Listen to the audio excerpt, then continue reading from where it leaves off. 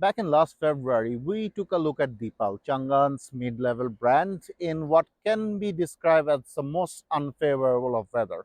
Here's a video in case you missed it. Complete disaster. পুরাই নিয়ে যেতেছে বাতাস ভেঙে ফেলতেছে সবকিছু। They had to stop the show. Welcome to a stormy first impression at the Deepal. We're trying to figure out if it's unlocked or not. Unfortunately, it is. Or is it? I don't think it's unlocked. You will need the keys. So basically, this is a live demonstration of the extent we go to report automotive journalism. I'm fighting the wind right now. It's very windy. I think we're gonna bail. We're gonna see you again, maybe on a tour. So Much more fair weather scenario, hopefully. Back then, we told you guys when the weather improves, we will have a much greater in-depth look at it. Well, the weather improved somewhat. If you can see it, it's still quite cloudy today, but we're here, and with us is the Deepal S07, Deepal's 5-seat electric crossover. In terms of analog, it's the closest to the Tesla Model Y, and not just in design and shape. The designers definitely took some note. We'll get to it later. Starting at the front, it doesn't have any front grille, just a tiny small split at the bottom. You got LED light, this massive designer panel, and underneath this a front, which is big enough to hold to backpack or your kid's school supply. Moving to the side, 20-inch wheels surrounded by this nice anti-car protection, this interesting jutting out marker lights, and cameras built into the ORVM. Since this is an EV, it's also got pop-up door handles that, pulling out, reveals the frameless door, which is actually a very nice touch. I haven't seen them since the Vista days, which is almost 40 years ago now. By the way, as I said that, I realized I just aged myself, but yeah. Another fun Easter egg in this car is in the windshield. This is the skyline from what we can understand is Bangkok, which is the Thai capital. Judging by that and the fact there is a dedicated Thai voice command setting in the car, I think this car was initially made for the Thai market and ended up over here. As we move to the rear half of the car, things really gets interesting. You see, unlike every other 5-seat crossover in the market in this segment, this car isn't front-wheel drive. This is rear-wheel drive. The electric motor sends around 224 horsepower and 320 Nm torques only to the rear wheel, which in turn means 0 to 100 in 8 seconds and a lot of smiles. Moving to the back proper, we get this nice fin-shaped tail light, this massive light bar, this diffuser with another tail light, and of course, a power tailgate, which, like every other tailgate, takes a while. Now, as you move in here, ignore the mess. You get 445 liters of cargo space, and underneath, not much, just a cargo hook. As this is a battery electric vehicle, the battery takes up all the space you would generally have for the spare tire. However, Deepal does throw you a tire patch kit containing the gel and a compressor. Besides that, you get a 12-volt socket for your basic charging needs, and a pair of cable light and rails for a tonneau cover. Deepal hasn't cleared to us if they sell the tonneau cover or you have to get it as an option. Unlike many other cars in the segment, the doors of this Deepal S07 is a bit of an interesting quirk of its own. First of all, there is no obvious door handle. It's electrical. You press this button to open. Beside that, this is the button to roll down the window, and as you can see, it doesn't go down all the way. Getting in, you are treated with one of the nicest places to be in this car. You get a massive panoramic sunroof up top, a dedicated screen for you to control the rear temperature, a courtesy button that lets you push the passenger seat forward, and if you pull this, you are treated with a pair of cup holders and a slit to hold your phone.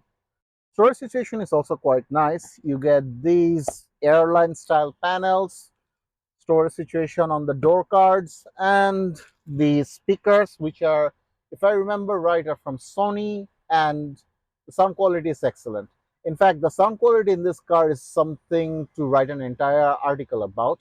For example, it has speakers on the outside, it has speakers on the inside, which you can zone out. Basically, you can make sure that only one of the passengers can listen to it, or you can go with multiple modes, which are cinema and a few others. I don't remember off the top of my head. Basically, if you want to have party, especially with the ambient lighting which syncs with it, this is the car you want. Let's move to the front seat. As I sit in the driver's seat of the Deepal S07, I realize that this car is maybe a bit ahead of me. I'm not the right audience for this car. I'm a guy who likes tactile control. I'm the who like obvious buttons. This car does none of that. First of all, you don't get a gauge cluster. What you get is a HUD, which is nice, which is illuminated and easy to read. But if you're used to looking at a bunch of gauges, this is not for you. If you can get used to it, it's amazing. It's much smarter. It can show you what's ahead of you. It can detect the cars and everything else. We're going to ignore the screen for now because it needs its own entire chapter entirely and move to the wireless charger. There's only one on the left side, a pair of cup holders, and a gigantic center console with its own vent so you can chill things here or warm if you're running the heater. Back to the screen. As I've said, this car is not designed for me. Being a youth focused car, it has no buttons. All of it has to be handled through screen. That said, this screen software, as far as infotainment software goes, is one of the best I've ever seen. It runs on a Qualcomm 8155 processor operating in 12 gigahertz memory, and the voice control in this thing is top notch. So are the responses. There is so many things this thing can do. The screen can rotate at a press of a button. It can detect you while you sit down, and a plethora of other features that I simply cannot cram into this video without making it 40-minute long. To summarize, this screen shows you the range in multiple ways. This controls the music. It has drive mode. It has controls for your AC, seat controls for your cool seat or heated, whichever you want. And to control the vents, you have to use your finger, and there are no physical buttons. Now, you might find it annoying. Some of my colleagues, the younger ones, find this amazing. I think you'll eventually get used to it. There's also a series of wallpaper, side quick menu for a lot of the vehicle functions, and if you don't want to deal with any of that, press this. You're treated to Android Auto and Apple CarPlay, as well as a plethora of other settings, such as a 360-degree panoramic view that lets you see the entirety of the car in both top-down or in wide-angle 3D, which the model can be turned on by pressing a few buttons. Overall, if you like tech, you will love this infotainment system. Now, you might think that's a lot of features crammed in a screen. How am I going to access all of them? Well, this car does come with its own voice command system that works reasonably well. Let me try. Hi Deepal, turn down all the windows.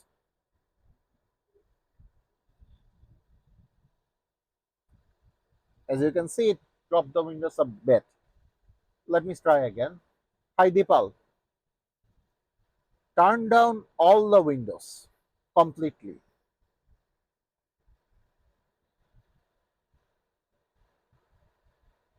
Because you can see it's a bit of a hit and miss. But I've seen others try it and they had a much better result than I did.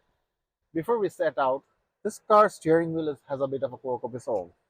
Beside the button for the 360-degree camera volume control, it also has two custom buttons that you can set up however you want via the screen. Also, taking a page from the Mazda Miata, it has speakers built into the backrest, which are used exclusively mostly for phone calls. However, you can use them to blast music right into your ears. Driving the Deepal is a bit of a learning curve since this car doesn't have your traditional center console shifter. What it does have is a column shifter. So you press down the brake pedal, push it to drive, let go of the brake, and it starts moving. Now, driving the Deepal is a exercise in new experiences, shall we say. Like I said, it has over 200 horsepower and 300 Newton meters of torque, which accelerates very well.